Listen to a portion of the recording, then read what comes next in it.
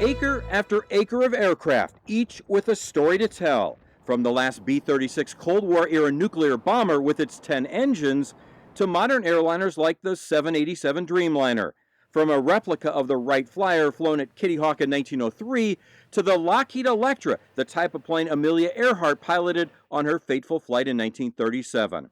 A remarkable display of aviation history born from an idea of preservation in the 1960s. People over at Davis-Monthan wanted to start saving some of that history before it got scrapped and smelted, and they started lining up some of the more historic aircraft on the fence line, and people were interested in it, and Tucson loved it, but seeing it through a fence isn't the same as walking right up next to it, so the idea came about, and eventually the county granted some land, and that's how Pima Air and Space Museum got started. Pima Air and Space Museum opened to the public in 1976 with a few dozen planes in a fenced-in spot in the desert just south of Davis-Monthan.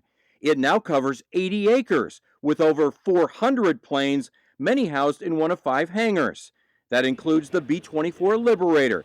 It has a prominent place among World War II aircraft in Hangar 3. Plus, it has the distinction of being the museum's first major acquisition outside of Tucson.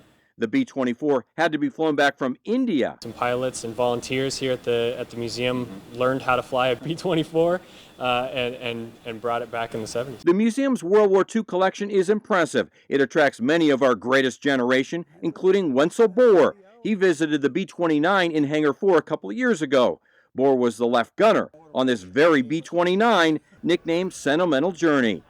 Outside, you'll find planes that once carried the Air Force One call sign while flying the president, as well as carrying hostages home from Iran with the call sign Freedom 1. Pima Air and Space is constantly adding aircraft, like the recent edition of the first ever 777, flown in and then towed across Valencia to be put on display. The most impressive work being done at the museum takes place just out of the public's view. The restoration hangar is constantly busy, right now restoring the only remaining Model A version of the B-52. This plane actually carried the X-15 test aircraft in the 50s and 60s. You can still see where the X-15 was attached to the bomber.